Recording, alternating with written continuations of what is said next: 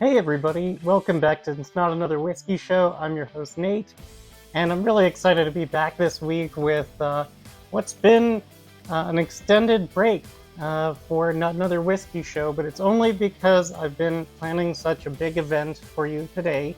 As you can tell, there's a lot of bottles up on the bar tonight, and this is sort of the culmination of something I've been working on personally for a long time, which is just trying to figure out bourbon. You know, so many people, when you're getting going in the spirit, like, find your perfect proof and the right age that you like and the distillery, mash bill, all of those things. And it can be overwhelming. There's just so many things to learn and so many places to try. And there's literally always a new product coming out every month. That I felt like I didn't have a baseline to understand where I was in sort of my bourbon journey. And one of the things that I encountered very early on was the fact that bourbons seem to be sort of coming out of a few different places. The major big distilleries and then the craft producers that are all over the place. But of these major big distilleries, Midwest Grain Products, MGP, or Ross and Squibb Distillery, that distillery in Indiana seems to produce the majority of whiskeys outside of Kentucky and Tennessee that you see at sort of NDPs, the non-distiller producers, or store brands, or practically anybody who's getting going who needs booze before their juice is aged is going to go to MGP. And as a result, there's just practically the same type of bottle across the country in terms of, it can be a different brand, it can be relatively different proofs, or, the 21 or 36% mash bill. But I just wasn't clear if there was one brand over another to buy, or really what was going on with MGP overall. And so it started with a sale at one of my liquor stores that I like to go to in LA. And I've got a store pick for each one of the years except 12. So we've got 4, 5, 6, 7, 8, 9, and 12 available. And I'm really excited because these are the high rye mash bills, or 36%. Now, I just mentioned how these are all the same high rye mash bill, and that's pretty much the case, except for one, and I tried so hard to do this. Well, actually, a couple of them. This is Cooper Craft, and it is a 21% rye from MGP at 9 years. And then this is actually the Ambassador from Proof and Wood. This is not a single barrel or a store pick. I really tried hard to find 10 years and up that wouldn't cost over $200 or far more, especially once you get to single barrels and store picks. Boy, those 10-year age statements on up just get astronomical. So I was pretty happy to find this one because A, it's a little bit older than even 10 years, but it is foolproof, and so it should be pretty good. The other thing is this 5-year MGP, this is a high rye, and so I have a different low rye 21% MGP that we'll also try in the course of this. But yeah, let's just go ahead and start year by year, and I'll give you the notes. And then, I've had these, some of these are pretty new, you can tell. I mean, I've got a lot behind me I'm working on, and I don't drink every night, and I'm really not drinking a whole lot when I do, to be honest. But we're going to go through and try each one of these. So the first bottle is the K&L store pick of the 3-quart single barrel, 4 years. This is 36% rye, 57.74 or 115.48 proof. Distilled in 2017 and bottled 2 months after its birthday on 2021. Again, I guess these are hand selected. Neil Giraldo is part of this brand. I don't know his music or anything really about him, but I see this around. I've got a honey cask of this that I'll review later, but yeah, 4 years. Here we go. Well, there's ethanol. Sweet honey. A little bit of a spice that I would call like a cinnamon candy almost. But it just smells kind of hot, to be honest. The ethanol is popping out pretty predominantly. But then there's like a graham cracker, but it's grainy. I don't want to say it's baked as much as it's just a grain, but cheers, let's go in.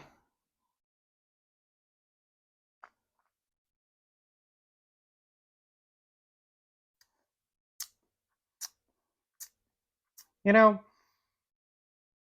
I have to admit, when I first cracked this bottle, I actually was pretty disappointed. It was hot and proofy and just kind of disjointed and prickly, and I was like grossed out almost.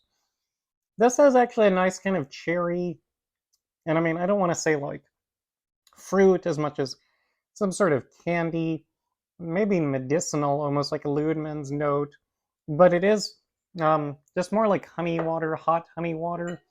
Pretty young tasting. Frankly, probably mixer only status for me, but if that's the worst mixer you're having, I got this for under 40 bucks, but it's more like a $50 bottle, so that's pretty awesome. The next one was a Rebecca bottle for a 5-year old scout that I had. This one comes from Flask Fine Wines. 57.2, 5-year. Some of that ethanol is blown off, maybe.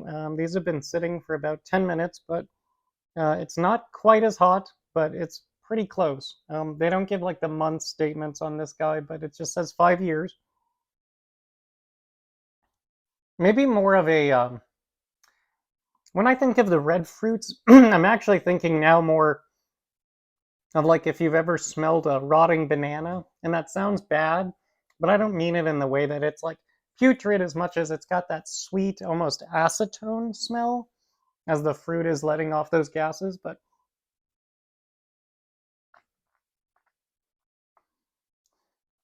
okay.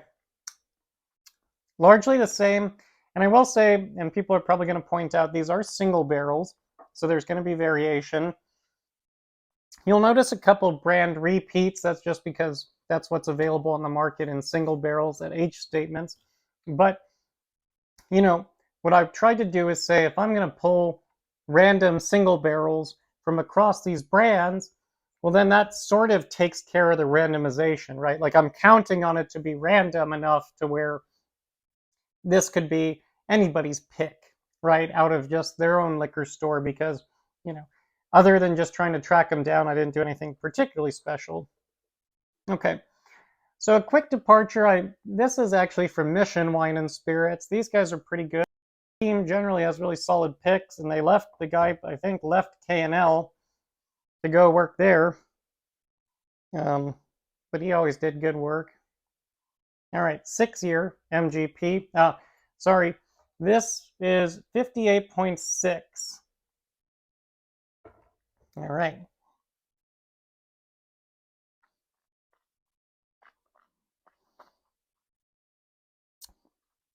Okay. You know,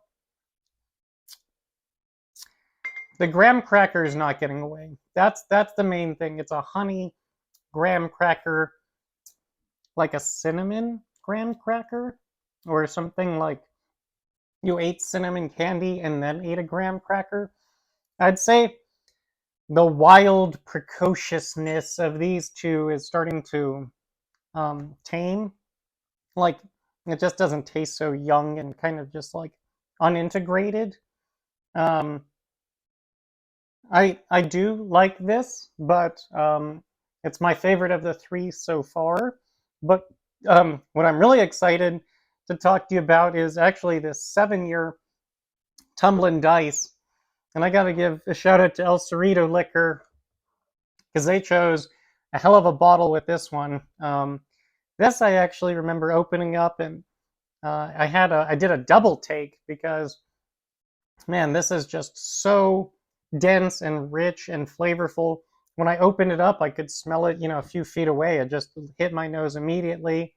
Um, this is probably one of the best bottles I own, in all honesty. Um, and it's just a knockout in terms of the balance and complexity. And so let's get into it. This is more sweet wood now. We finally left the graham cracker territory, and I'm getting chocolate, wicker, um, like a sweet wicker wood furniture type of note. And then of course there is a cherry, and that's actually what defines this one.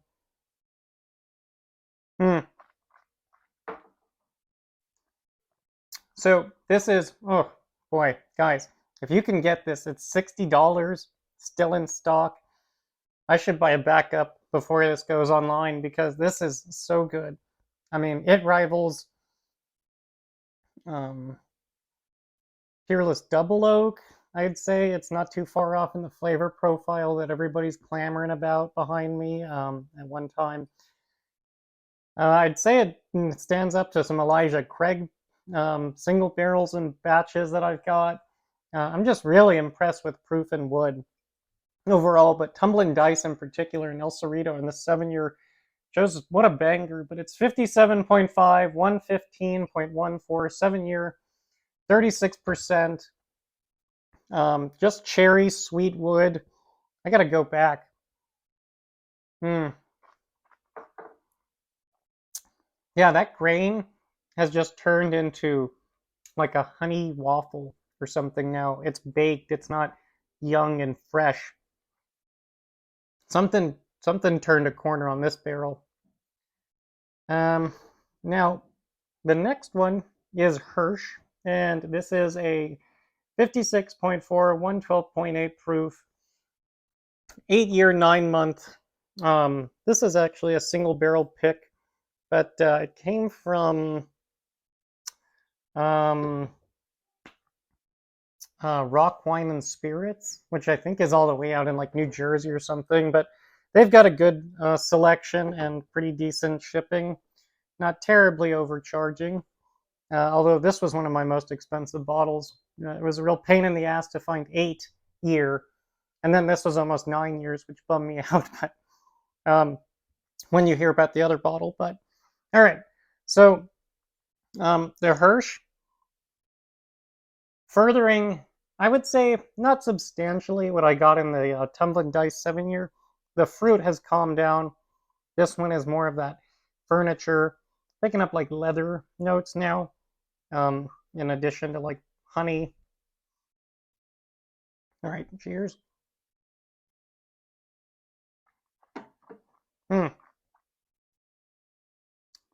Wow. That's like a savory version of this guy. Now we're into the caramels. The sweet brown sugars have started to emerge instead of grain. It feels really integrated, really expressive of what it's meant to be, if that makes sense and doesn't sound too much. These two have been really bangers. Obviously, the older you get, right, we're expecting some sort of returns. Now, this is where the formula messes up. This is a 9-year. Boy, I looked all over the place for 9-year high rye. You might say, well, you could have got the redemption, and that's true, and I've been looking for that, and I'm just not willing to pay like $1.50 for that or more. And it's a batch, so I was still trying to keep it in the single barrel as much as I can. This came on the market. This is from K&L Store Pick. This is 55.21 or 110 proof, 9-year from Coppercraft. It's literally 9 years on the day. And this is 21% corn. So, boy, I mean, it's going to make a difference, and I realize that, and, you guys can trash me for it, but, I mean, I think it's going to be pretty representative, although, again, I do anticipate it will be a little bit distinct.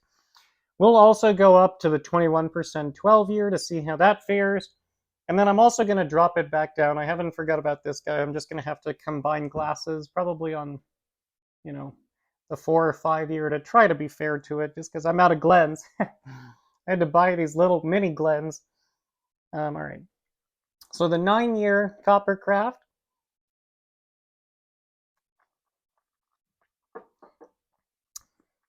Oof. Okay. I oofed because it has a note of Scotch almost, like peat or smoky barrel char up front. It's a sweet barrel char, wood, but it's tannic and drying. I mean, I'm left with a kind of a persistent bitterness. I'd say it falls off rather quickly. This was not my favorite, to be honest. I'm a little bit surprised because here I figured that with the age, it would really just keep getting better and keep getting better. But it tastes hot, tastes disjointed.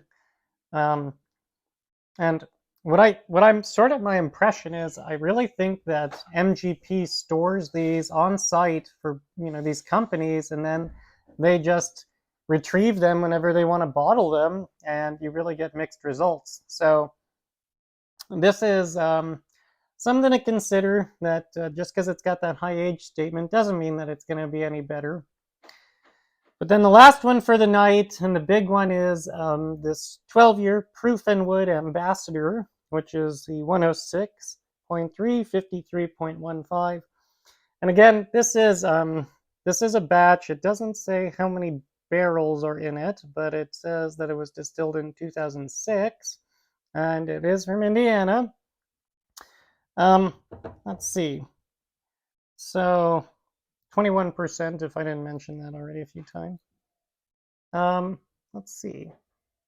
So again, all of these have a pretty strong nose of ethanol. There's no getting around the barrel proof.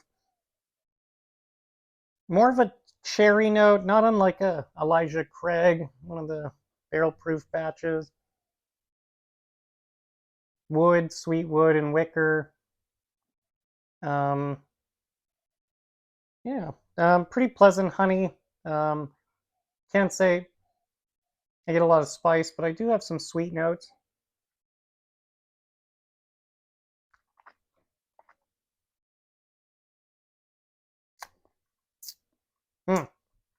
Okay. It's very tasty. Um, it reminds me actually of something closer to the 8, or yeah, the 8-year, in that it's very woody, not overly oaky like this one is, kind of over extracted, but primarily barrel into that sweet furniture flavor. Maybe a cherry Ludman's note at the end as it clears your palate. Clove, that's like the dominant spice probably.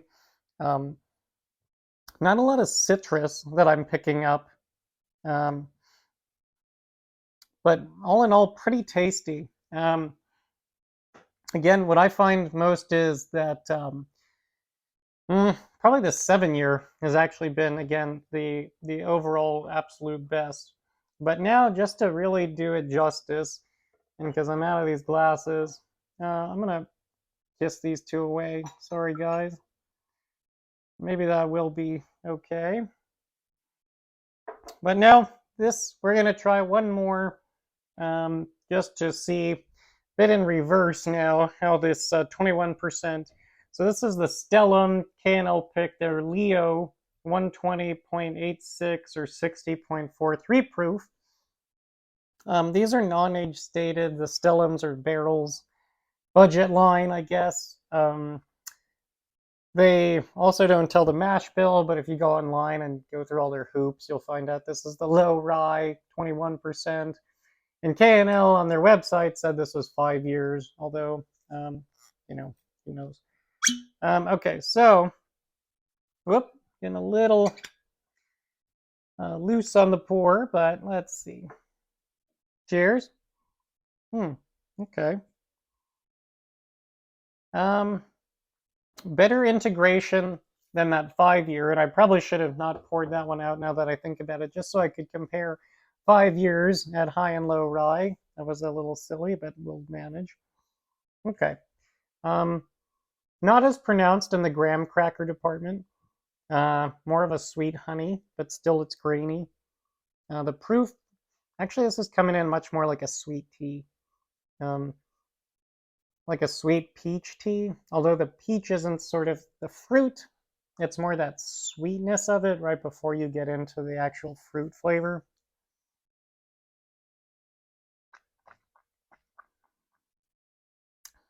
Okay, well, they did a better job at picking than Flask.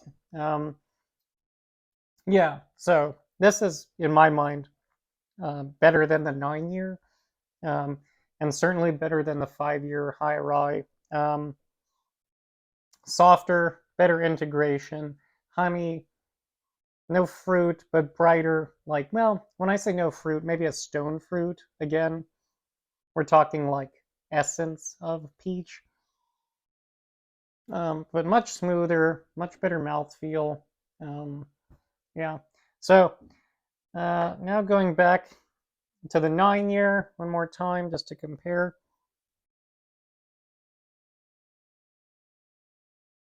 Yeah, they're definitely related, but again, I wish I could say that this particular bottle was a little bit better to my taste.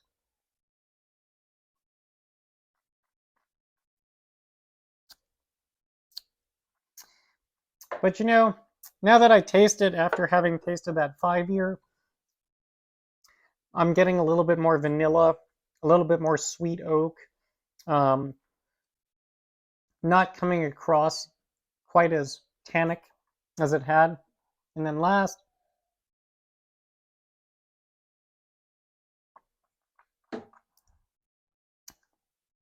yeah, yeah, proof and wood, they do love their wood. Um, there's no way around that. But guys, for my money, it's this 7 year. So what is the takeaway from all this? Well, I don't expect you to spend as much as I did, and I don't think it's necessary. What I'll say is, um, despite popular opinion, young bourbons to me are just not worth it. Like 4, 5, and 6 years, or I just don't think enough time in the barrel. Now, are there a lot of whiskeys out on the market that are that age and are pretty tasty? Yeah, I mean, a lot of it is going to come down to probably blending at that point. Um, I'd also say on the other end of the spectrum, I'm not enjoying these super high proof ones because they're also just sort of, um, well, a little bit out of my taste profile. I mean, I guess that sort of doesn't help you as a random consumer, right, watching this, but nothing about the age did anything for me on 9 or 12 years. 8 was pretty good, and then again, I think they just hit a real home run with this 7 year, which, I mean, again, is as good as maybe approaching like the Wild Turkey 12. I mean, that's a pretty bold statement. Excuse me, because that's my best bottle, I think, for the most part. But I mean, in terms of sheer enjoyability, and then for the price, considering this was less than $10 a year, yeah, I mean, boy, this is just like turned into cherry cola leather. Um, yeah, so I will likely go in reverse and do individual reviews of these two, but I've just been too excited to get the gang together. I could have built up to this, but figured you, the consumer, need to know as soon as possible, so you make the best purchase decisions. Um, yeah, so none of this is sponsored, and I'm doing this all myself. So if you enjoy this, like, comment, subscribe, join the channel, help us grow. I'll try to be more consistent now with our videos, so you guys can depend on me to come back with some good stuff. But yeah, until then, Thanks so much. Take care of each other. Drink responsibly. Be well. And good night.